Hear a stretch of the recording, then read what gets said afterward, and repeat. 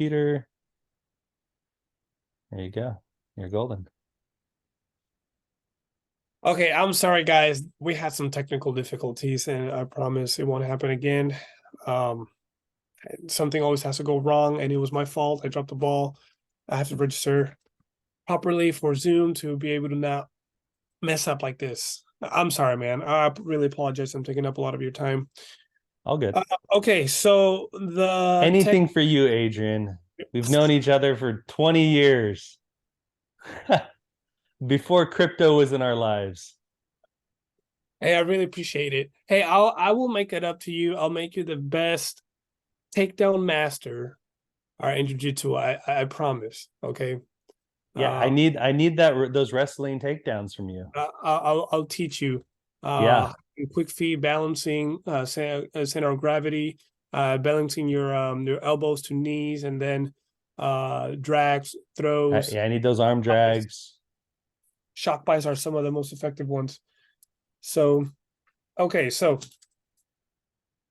all right, now we're gonna get to the nitty gritty. The nitty gritty. Okay, before we get to the nitty gritty,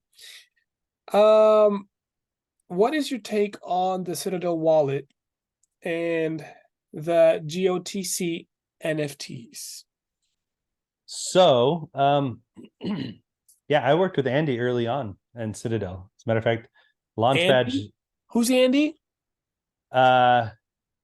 Maybe I shouldn't say his name. I don't know. I don't know. He's a guy that invented Citadel, right? So okay. Sorry. Keep going. But early on, he worked with Launchpad to help define the specifications for the Citadel wallet. And then he went and did all the hardware stuff himself, and he's working with Headstarter to do the software stuff. So it's been an incredible project. I've got to see it from start to finish. We'll start to where it's at, I should say. We still got a little bit of ways before it's finished.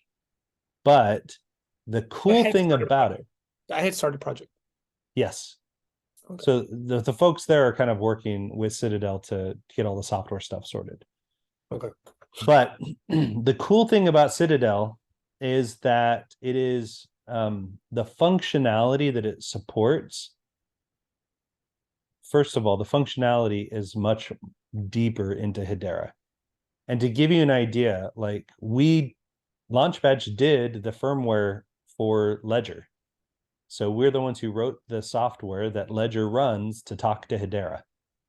And that is a very hard thing because Ledger's a little device and it has to support lots of networks.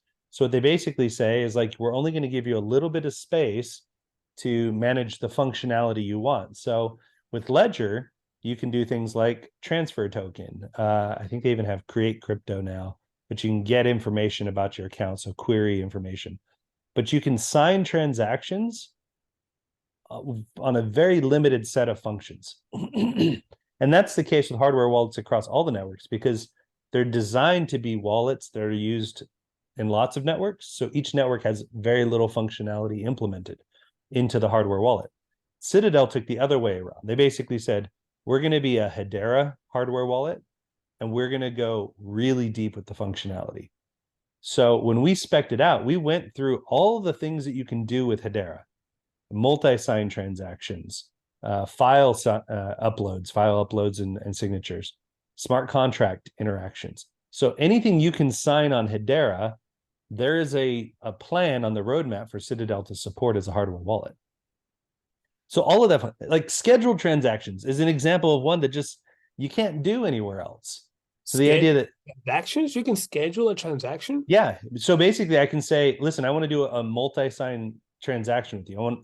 It requires your signature and my signature for this transaction to work, right? Suppose you and I set up an account together, right? And we say, this is our UFC betting account, right? We both deposit funds into it, but in order to pull money out of it, it takes both of our signatures, right? Or maybe we've got a third person involved and it takes 2 of 3 signatures to pull money out of that UFC account. But we all put our UFC betting money into it. Not that I'm condoning betting at all, but maybe it's used for buying hot wings or butter for the challenges. But we put our money into it. Neither of us can pull money out of it. So the only way previously for us to pull money out of it was for both of us to sign a transaction and send it to Hedera that authorized pulling that money out and sending it somewhere. So I had to basically say, I want to pull $20 out and send it to my Hedera account. I sign that transaction, and then I hand the transaction to you, and then you have to countersign it for that transaction to go through on Hedera. Well, with Okay. scheduled transactions, I can sign my side of the transaction and publish it to Hedera. And then you can go and publish your own signature to Hedera. So you and I never even have to talk anymore. So the way it used to be is I had to sign this file and then hand it off to you, and then you sign it and then send it to Hedera. Now we both just talk directly to Hedera. So I basically queue up the transaction on Hedera, and then you countersign it on Hedera, and then the transaction executes.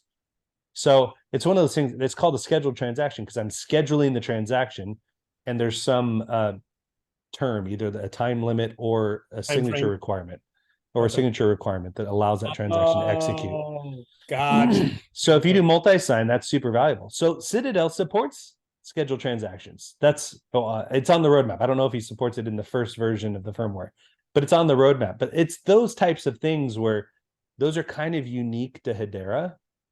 Ledger's never going to support that functionality. Trezor's never going to support that functionality. But Citadel is built to support all of that functionality. On top of that, Citadel is built by a guy who knows secure hardware. Like the founder and CEO of Citadel, that's his full-time job, is secure hardware. Ooh. So he's building the hardware wallet using the knowledge he knows, doing this stuff outside of Hedera, outside of blockchain. Man, I might have to download myself a Citadel wallet. Well, and so the tokens, right? So the tokens are basically a pre-purchase. It's almost like a Kickstarter. Are you When serious? Yeah, when you buy one of those tokens, if you buy, I think it's Fire, I think it's Fire. I think when you buy Fire, you get one Citadel wallet. When you buy one of the, I think it's Ice, you get two Citadel wallets. And when you buy That's the Earth, you get three Citadel wallets. So they're different price points, but if you buy all three of them, you get six wallets, six physical wallets when he launches at the end of the year. So and did you get NFTs with them? so each one of those is an NFT. Each one of those is so I've got all three NFTs because obviously I support the project. Um, Gotta get mine. and when you have all three NFTs, you also get an airdrop for the gold century. So you get a fourth NFT that is like the Captain Planet of the Citadel centuries. So it's first of all, collecting the NFTs is fun, right? I get the value of collecting the NFTs.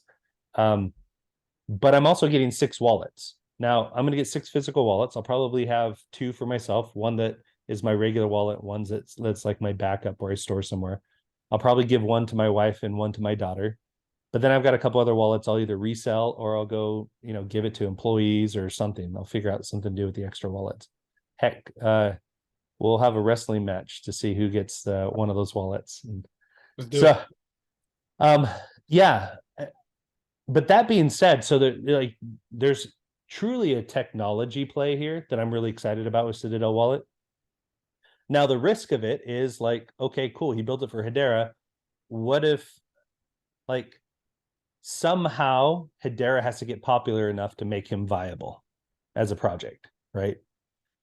So that's the risk. Is what happens if Hedera doesn't get popular enough for Citadel to be successful? Which is That's the risk. inevitable. Okay. Yeah, well, I agree with you. As far as public networks goes, there's a bunch of reasons why.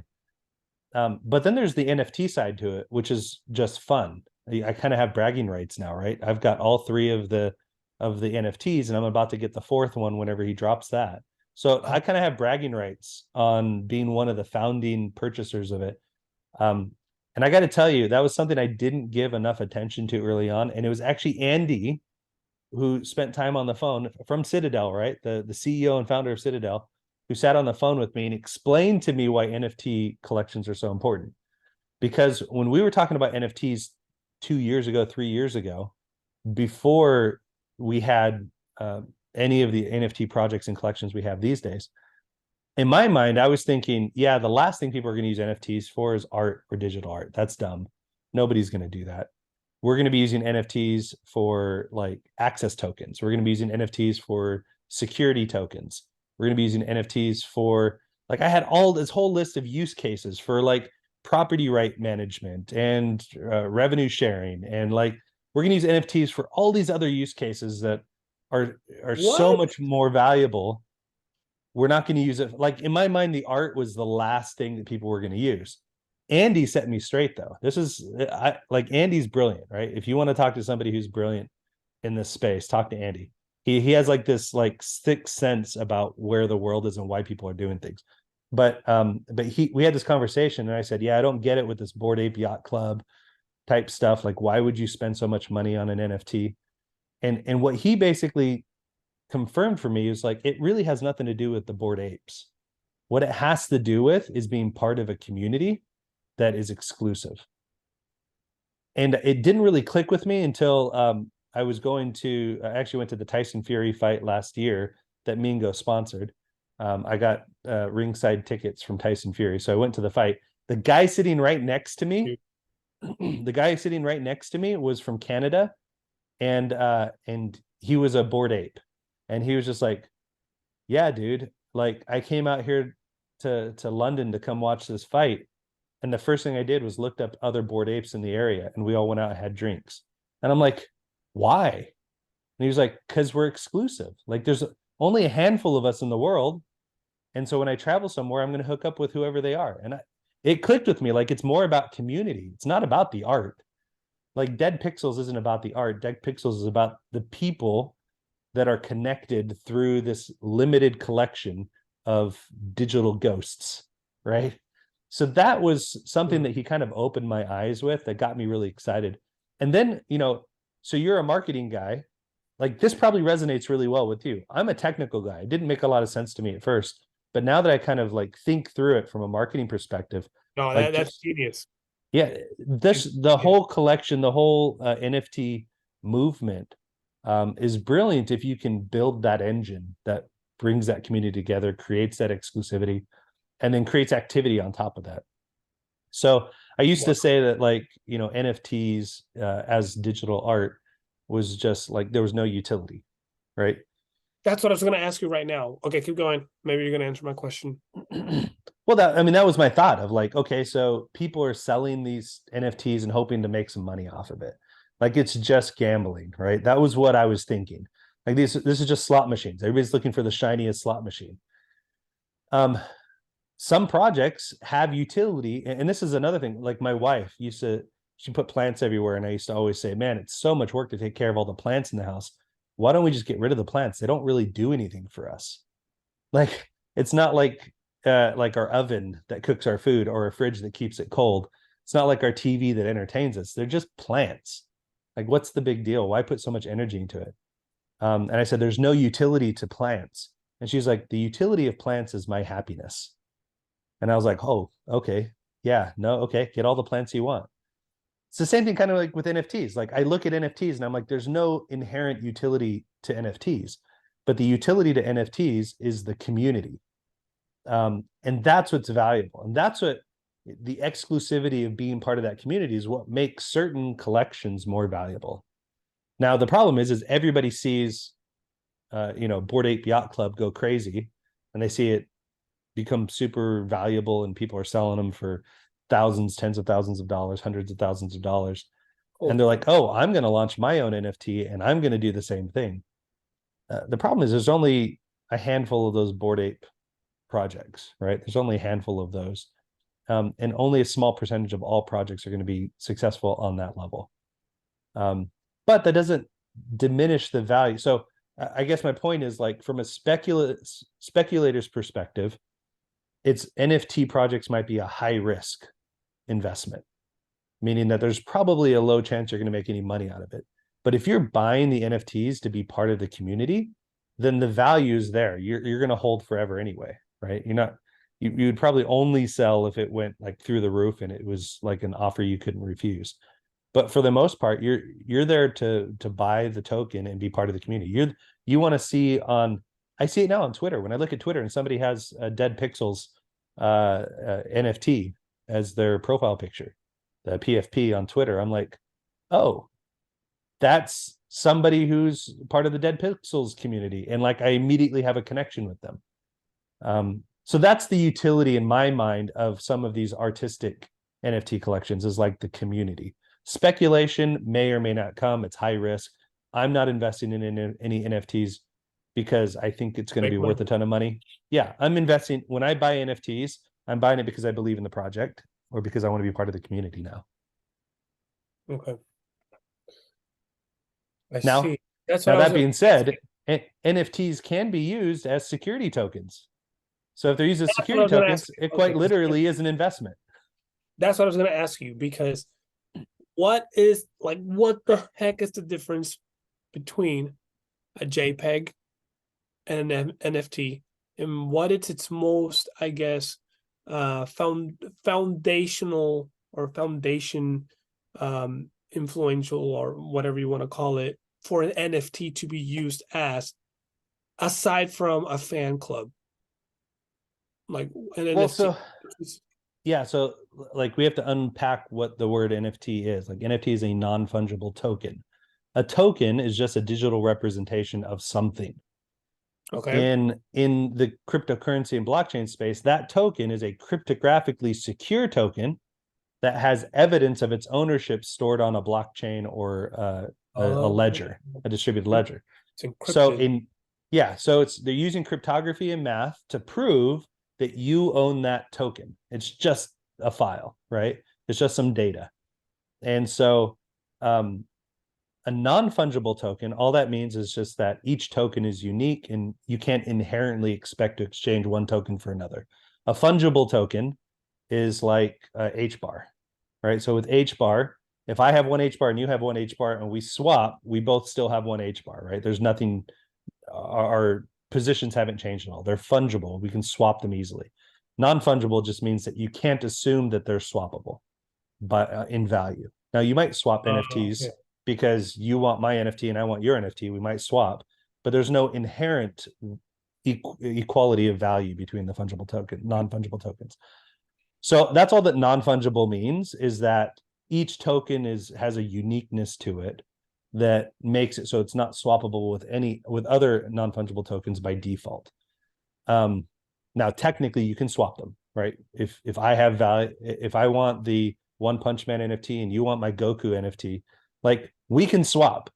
We all know that One Punch Man is worth way more than Goku, but you love Goku more than One Punch Man, so I had to throw that With jab in that there. nonsense.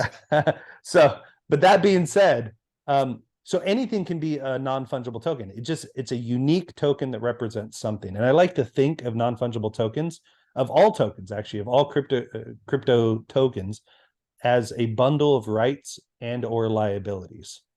So if you think about rights and liabilities, when you have the Goku NFT, you have the right of ownership of that NFT. And you can prove to other people that you have ownership. You also have the right to profit off of that. So when you sell that NFT, you make money off of it. So the rights, you hold all the rights to that NFT. And we can prove that you hold all those rights because we can look at the blockchain or at the public ledger and go, okay, I can see that Adrian's account, his public key, controls that NFT. That's all that a token is a bundle of rights and or liabilities. When you think of it in that broad scope, think about it from a music perspective.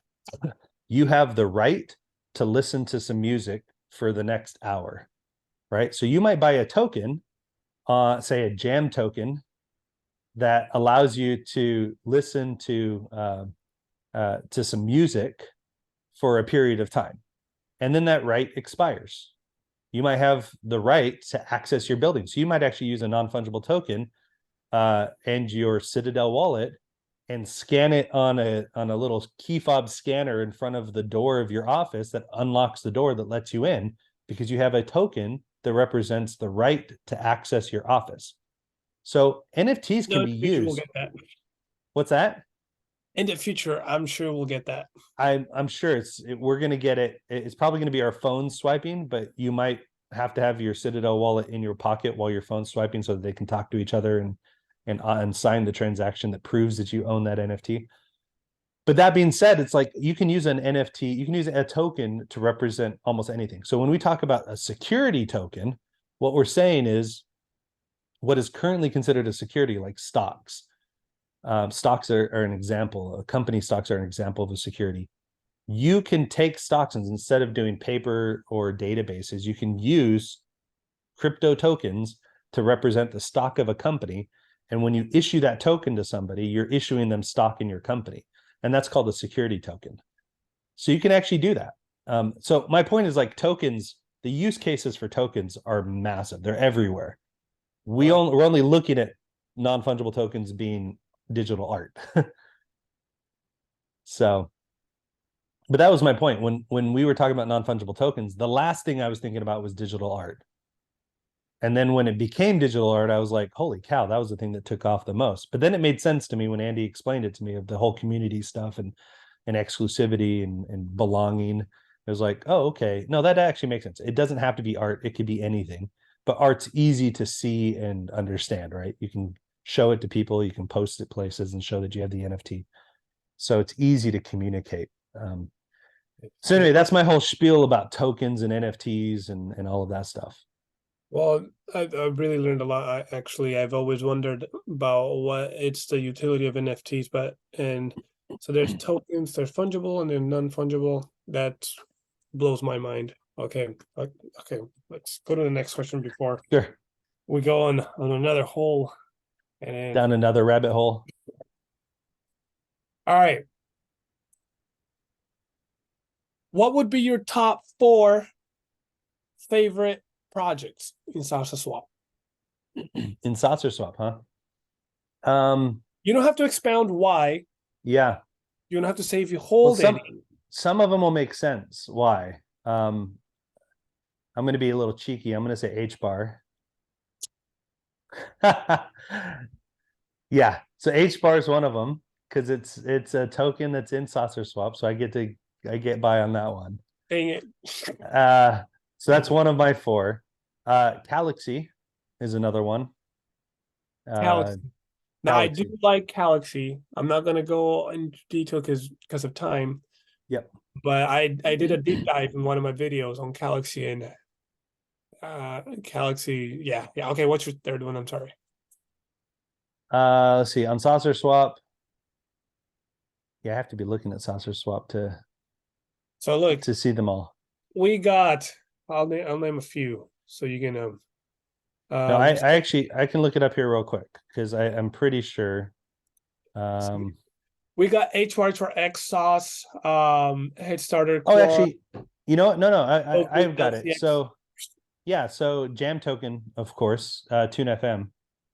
Jam for real? Yeah. Remember how I just talked about like getting an NFT that allows you to listen to music for a short period of time? Well, that would make sense. You can tokenize listening to music, and then they use that token to compensate the artists. So it's like Spotify, except for everything's done through tokens instead of through Spotify's centralized database and billing and settlement. So I like Gem. Okay. What about it? It's infinite, isn't it? Their supply. Yeah, it's fine. I'm good with that. You like your limited supplies, huh? I feel much safer saving my value.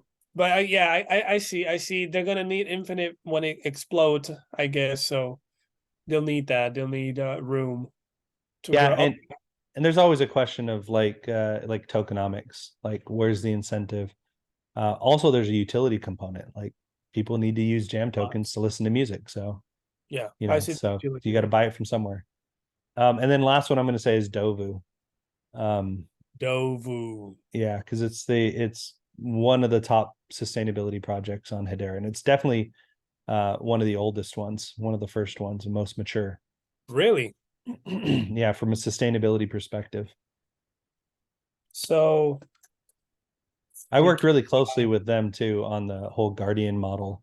That was what the sustainability space is using for generating like solar renewable energy credits and carbon credits and stuff like that, and recording it on Hedera. So it's one of those things that's like it's getting traction as a use case. I That, think that's a that big thing. That's actually a big deal for me. Like on Ethereum, you go and you look at a lot of these use cases, these projects, and it's like they get a lot of hype, people get excited about it, but are they generating any revenue? Most of them are being subsidized by their protocol. They're because not it's so actually making money. expensive. Yeah. So they make their money because they're getting subsidized by Ethereum or the Ethereum Foundation um Consensus or Solana or Algorand. Like these organizations are um subsidizing them so they can stay in business, but they don't have strong revenue models. On Hedera, it's like almost all the major projects have strong business. They're already making revenue. Like Dovu has clients, AdStacks has clients, Atma has clients. Like these are massive projects. Atma alone is doing hundreds of transactions per second. Like, so it's like these are big projects that are actually doing business and making money and not being subsidized. Well, I shouldn't say not being subsidized. They have their own businesses aside from any subsidies are getting from like HBAR Foundation. And But it's all thanks to the Hedera ecosystem. well, it's because the technology is solid. You want me to say the ecosystem because you want to grow the ecosystem. They are growing the see. The cool thing is like Atma's growing the ecosystem without anybody in the ecosystem knowing that it's growing. Basically, anytime you scan a UPC code somewhere or like a logistics scanning tag or something, there's a good chance that you're recording that scan on Hedera and you didn't even know it. Wow. So Okay. it's yeah, no, but that's the thing is people like they look at there and they're like, oh, they're the enterprise blockchain. It's like, well, no, it was built for enterprise because enterprise has such high standards. You have to be performant, you have to be secure, you have to be fast, you have to be cheap. But then that means that anybody who's not enterprise can use it and get all the benefits of an enterprise blockchain. So even as a startup, I get all the benefits of an enterprise blockchain because it's so cheap and so fast and so secure. So it's like some people that are outside of the Hedera ecosystem will say stuff like, oh, Hedera doesn't care about startups. They don't care about innovation. They only care about satisfying the enterprise use case. It's like, well, no, if you can satisfy the enterprise use case, which is a very demanding use case, then you can satisfy the startup use case.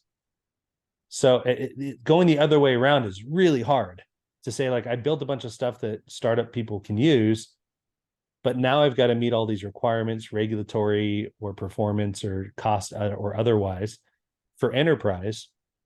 Like they're not going to get the big mainstream, big dollar adoption. So it's almost like, yeah, startups can use Hedera and get all the benefits of the enterprises. That's pretty cool. Dang. Okay. Holy crap. Yeah, I You can go off about that. you give us so much I'm bullish info. on Hedera if you haven't noticed. That's why HBAR was on my list for Saucer Swap.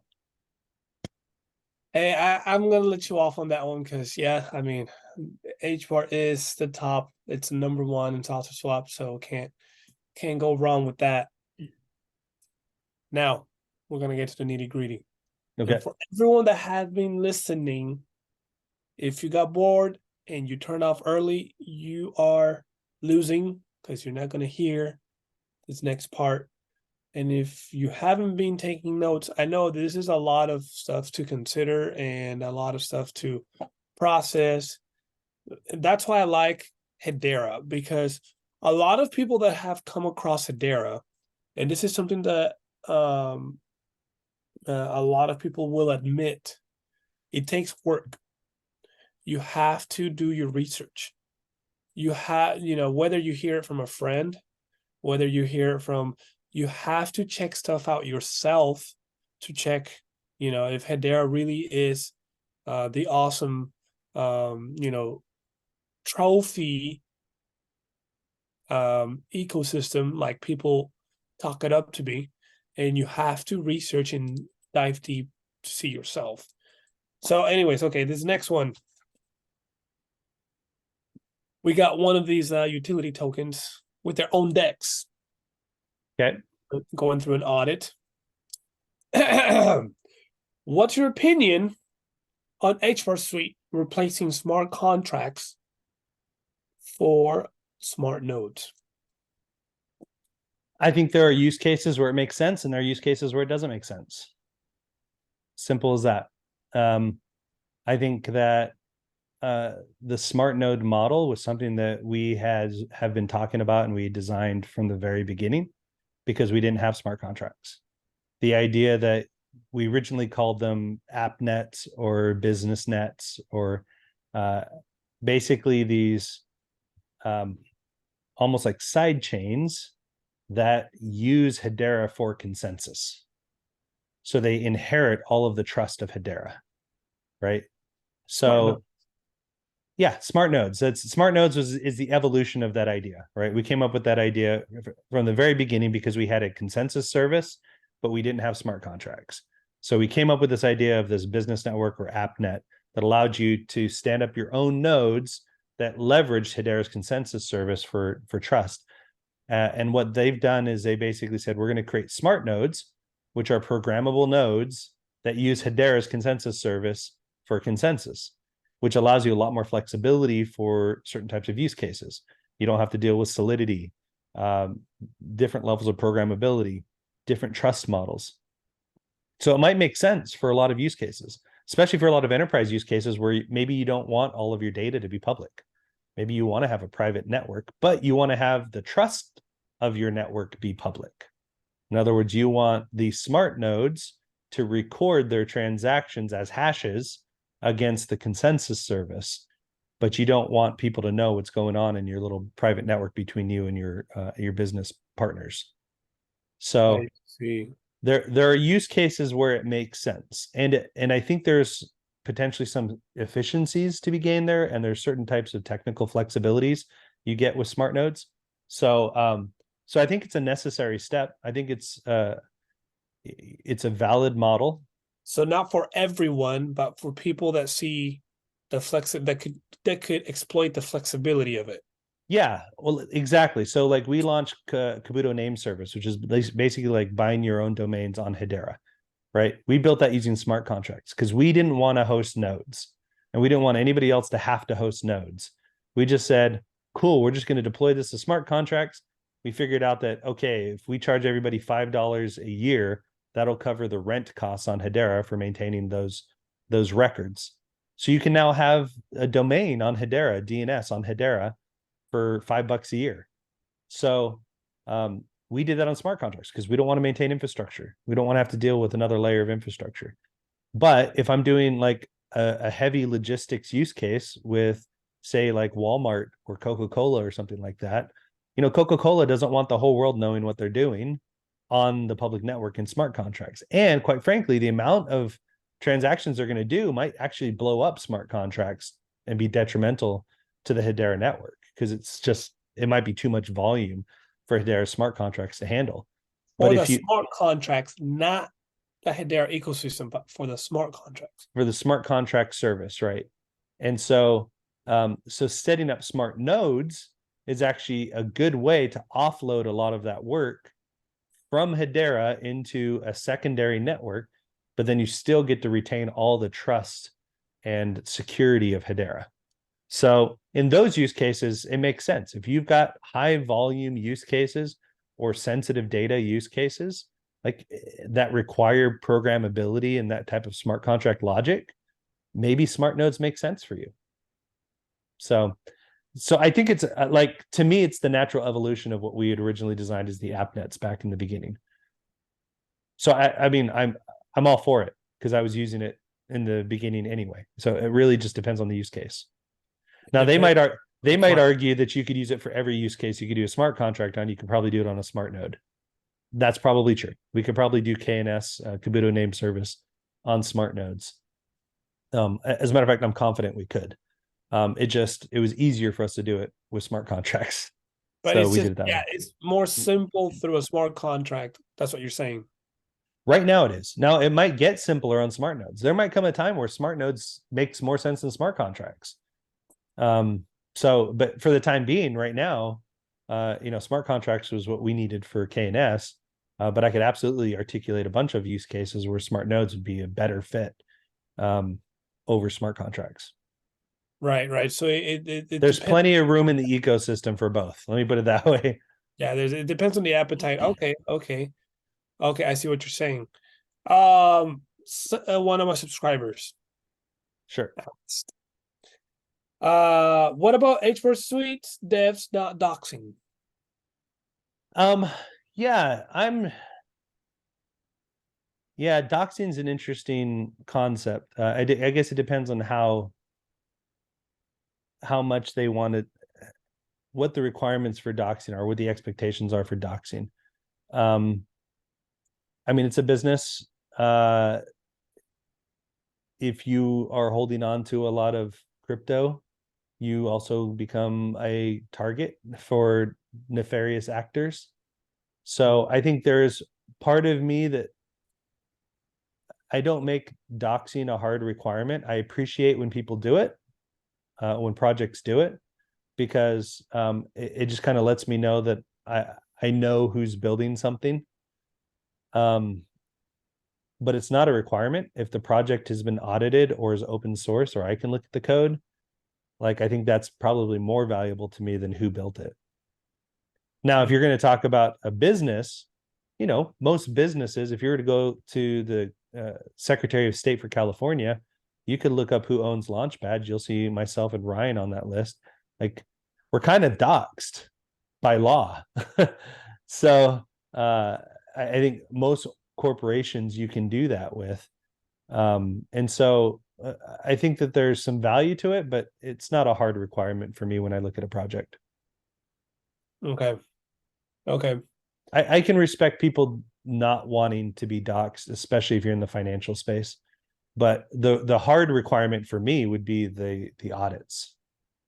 I would want, yeah, I would want to know the identity. I could understand why people hide their identity, maybe for security reasons or Hmm? kind of sensitive. Um, Now I'll yeah, tell you what, it kills credibility a bit on the project. Now, if they get it audited and I can trust the code, like maybe I'll still use it. But if, for example, I see that Lehman's directly working on a project, I'm going to trust that project more than somebody anonymous, right?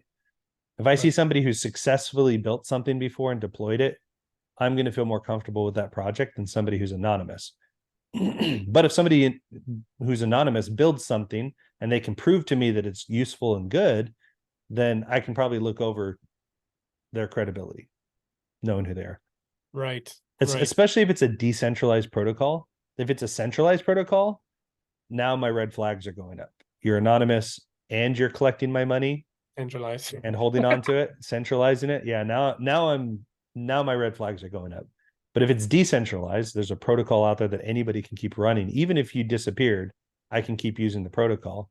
Then I'm okay with that. Okay. Thanks for your input. Really, that means a lot. Now, they're going through an audit. Mm-hmm. Do you think they'll pass? I couldn't say. I couldn't say. I'll tell you my experience with audits, with code audits, because I've been through this a few times. Um, They're Usually hard. what happens, Oh, I mean, usually what happens, they come back with like 4 or 5 things. So they say like, here's 3 low risk things that you need to handle, and here's 2 high risk things you need to handle. And then you go and fix those things, and then they sign off and go, "Yep, we confirmed that they were fixed." And then that's your audit. Like that's usually how audits go: is they go through your code, they go through whatever it is you're telling them to audit, and they'll do all the documentation, all the tests, and they're going to find things that are wrong, guaranteed. Every time they're going to, if they don't find things that are wrong, then it's not a good audit. That they're tells not, me that they're not, a good, not doing a good somebody job. paid somebody else off. Yeah, somebody paid somebody off if you get a perfect audit the first time. Almost all so what their audit's going to come back with is going to come back with a number of warnings and a number of critical errors, things that need to get fixed. And then they're going to go fix it. And then the auditors are going to sign off and go, "Yep, they were fixed." And then that's it. And that's what you're going to have. Dang, simple as that. Yep. And So sometimes I would say when their yes. audit comes back with errors in it, I wouldn't freak out about it. Usually by the time they publish the audit, the errors have already been fixed. So And I would say, I mean, if the way you're explaining it, it's the sooner you find the errors, the better. Then, yep, 100%. Absolutely. If I'm auditing code and I don't find errors, then I haven't looked hard enough. I guess it depends on the complexity of the code. I'm going to put that caveat on it. Like if it's incredibly simple code, that a few files worth of code, a few hundred lines of code, I can probably catch most things, and you could potentially pass with flying colors and have a perfect audit. But if you've got tens of thousands or millions of lines of code, guaranteed you're going to have problems on that audit. You're going to have warnings and errors.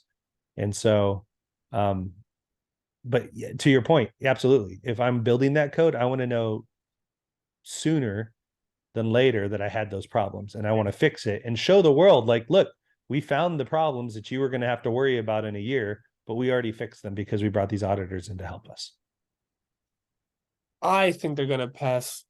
Like, It's not a pass or fail thing, though. That's the thing, is like passing would be errors were found, warnings were found, and then they fixed it. That's going to be a pass, right? And I'm okay, okay with that. I'm okay. so That's a good pass. I see what you're saying.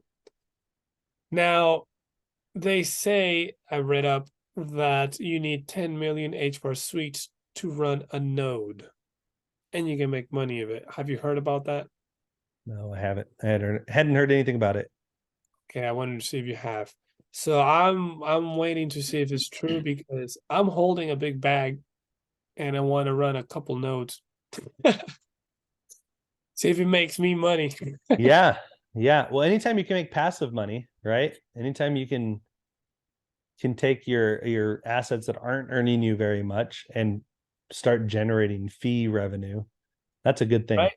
I mean, if they can get Walmart on my node, I'll be okay with that. Right. Yeah, exactly. Costco, they're welcome. Costco, if you're watching this, Walmart, McDonald's, Coca-Cola Come use my node, pay me is all the my node. fees. I'll 50% off for my fees for like the first. Yeah. There you go. Put a time limit on it. You don't want to make that forever. That gets you in trouble.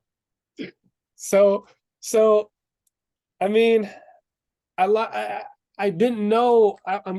Thanks for expounding on, the nodes, the smart nodes versus smart contracts, and thanks for expounding on the audit procedures, and Sure thank thing. you for expounding and giving us your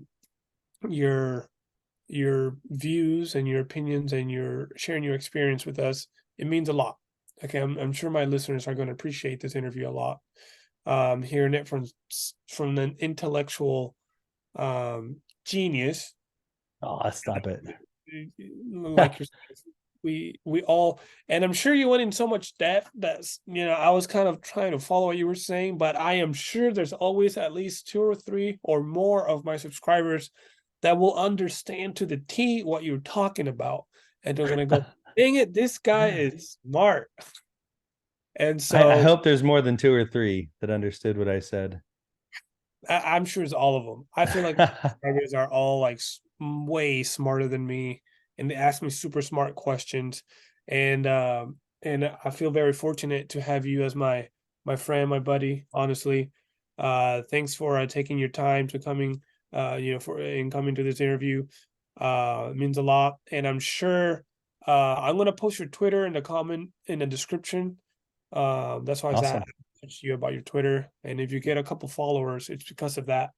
There's people that are, and if you get a couple messages about the interview, are you open to taking a time? I'm sure you're a busy guy. I understand. Yeah. Yeah, I So mean, if people ping me on Twitter, if they like mention me on Twitter, like I'll do my best to answer. There's always a few minutes while I'm eating or something that I tend to go through and clear out all my notifications. So cool. yeah, I'm happy to And answer what I can. they will ask a lot of questions, and it's going to be really questions that are high up there. They're way over my head. And so, I mean, and I know you're a low profile kind of a guy. So I know you don't really, you're a simple, kind of a guy. So I want everyone to know that. So this guy, it's a simple man. Know that. And he is a jujitsu master. He's a blue belt. You're a blue belt now, right? No, I'm still a white belt. But I thought you were moving up to a blue belt. You're No, moving. I did the competition last year. I did Worlds and got the bronze at Worlds for my weight class and division. But I might sandbag and stay white belt until this summer to do this year's Worlds and then go dominate. That's what I'm talking about. Gotta go dominate. Hey, thank you so. Dominate in the white belts. Yep. That's yeah. Hey, you gotta dominate somewhere. Yeah. When I hit black belt in 10 years, 12 years, and then I go dominate there, that'll be a different game. That's oh man, those guys are ferocious. I Yeah. mean, I've let's see, I've wrestled, not wrestled, but I usually hang back when I was into hardcore jiu-jitsu, I was hanging with purple and browns. Yeah. Those guys were monsters, man. I swear. They're monsters. They're nothing like blue belts and but shoot. And definitely not white belts. Us white spazzy white belts. Definitely not. Hey, thank you so much. Sure thing. Um, and I really appreciate you taking the time. Anything you want to share before we close this interview? Anything about um this the next couple projects that we should look forward to, or any you know I think in general it's probably safe to say that um regulators are paying attention right now to crypto and blockchain thanks to projects like FTX. Um, the projects that are real projects are going to stick around. And I suspect that when we see the stock market start to really recover and do well, we're going to see bigger growth than we saw before. Now, that's not financial advice. It's not me predicting anything. It's just there are going to be fewer crypto projects out there because of regulators cracking down on stuff. And those that stick around are going to do really well. And I think some of the projects that I expect to stick around are projects like Hedera. So I'm excited about it because it's a conservative project. It's been working with regulators since day one. It's a real utility project that has real use cases. So, and that's what I see advocates for blockchain advocating for in front of legislators. So I think I guess my point in this is like, regardless of what's happened over the last year with crypto, and with FTX and all the other projects that are falling apart, um, I think I'm still hopeful and excited for the next bull run, if you will, because I see that the herd is going to get thinned out, and those that are left in the herd are going to do really, really, really well. well, there's gonna be a digital dollar built in Hedera, right? No, I'm just kidding. I I have don't no want idea. That would be interesting. That would definitely bring attention to Hedera, wouldn't it? I've been watching that rumor fly around ever Yeah. since, what is it, 2019? So I know it's gonna Don't get happen. me wrong. We even when I was with Hedera, we were working on that. We were trying to make that case of the central bank digital currency case. There are people who aren't excited about CBDC because now the government has control of your money wherever it is. Um, yeah, we'll see. I think the fact that there's transparency across the board, if the government does yoink your money, everybody in the world gets to see it. So I think regulators and politicians are going to be less trigger happy with yoinking your money because everybody can see that they're doing that. Of course, you guys listening, you politicians, that insider It's trading that well, shit. see, that's the thing about like Lehman used to say, like people would say, hey, if I want to put something on blockchain, but I don't want everybody else to see it, what should I do? And Lehman would say, if you don't want your information to be public, don't put it on a public blockchain. So the thing about it is that it's a public ledger. So if you have transactions or money flowing on a public ledger, everybody can see it. So that's the upside of a CBDC, right? Sure, you might be giving some controls to regulators, but everybody in the world can see when the regulators flip those controls. And everybody's going to just lose their minds if they start flipping that without really good reason. So I Um, think that's the check and balance to the negatives of CBDCs. So anyway, that's my point. I was just, my whole point was like, I see a really cool future where regulators start to understand how this all fits into the world. And I think the herd is going to get thinned, and those that are still standing are going to do incredibly well. And I think Hedera is one of the ones that's going to be standing. That's, I mean, I've banked on it, right? I put 3.5 years of my life and my company's reputation on it. So if it Oh, doesn't, I'm sure I'll figure it out. I'll claw you're myself out of that pit a when it smart comes. guy. You're a smart guy. Hey, sorry, before we close, what's the decks that you use the most? What decks? Not Dex. your favorite, but what decks do you like using the most? Well, right now Or it's you saucer used to swap. use? Yeah, saucer swap's what I'm using right now. Salsa swap. Yeah, Oh, it's where everything is right now. So that's what I'm using.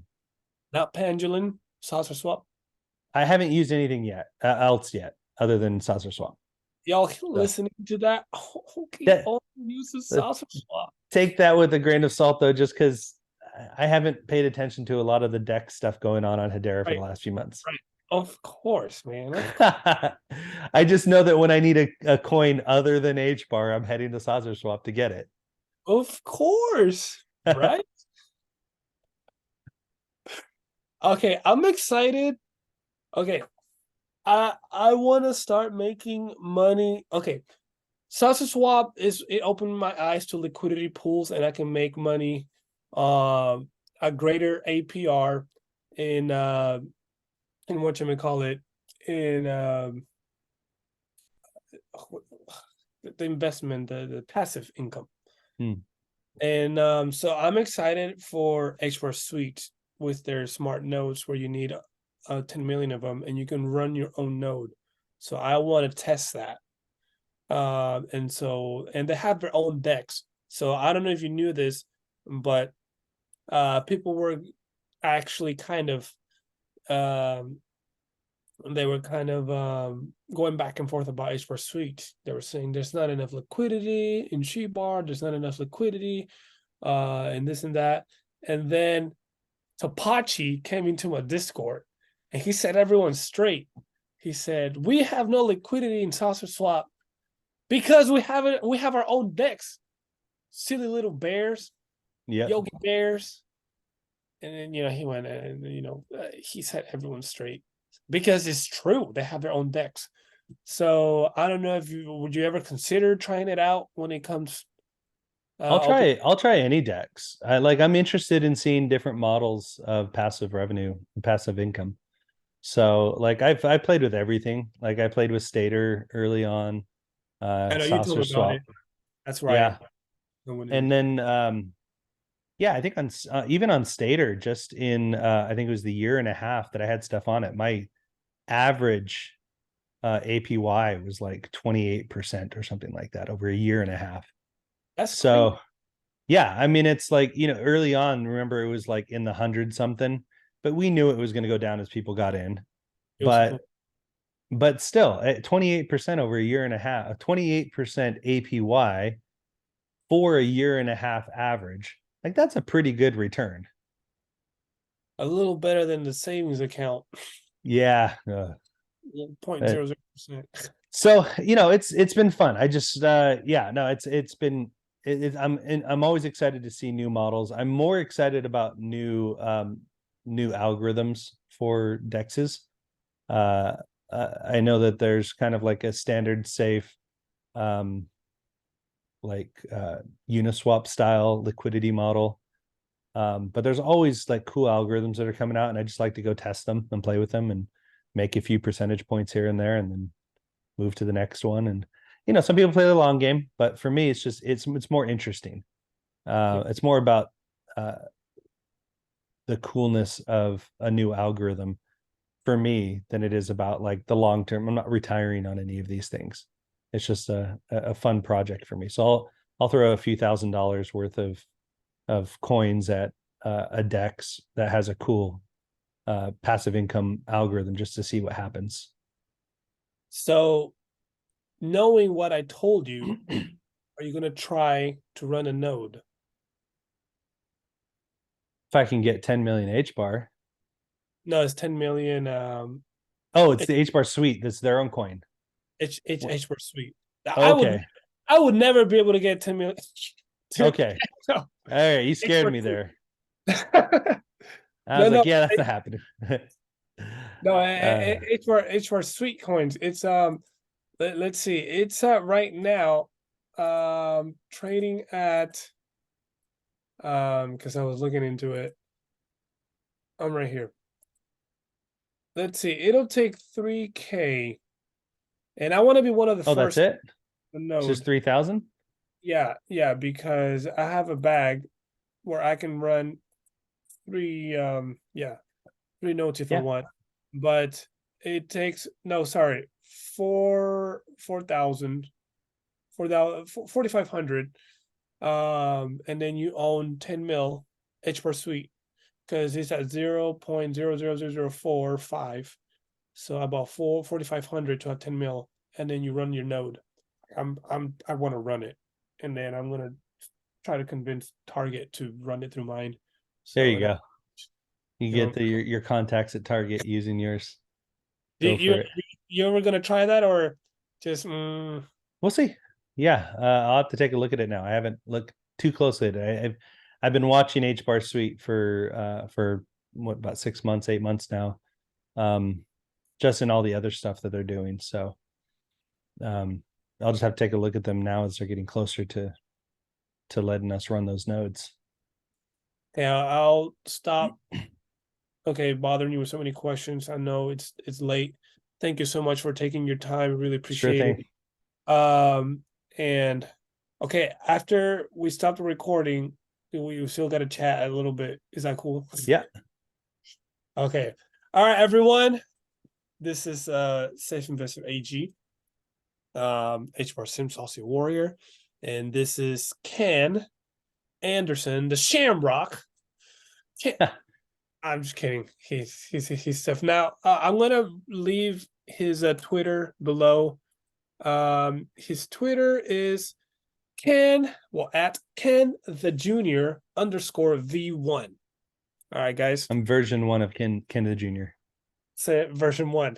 Yeah. Give him a follow.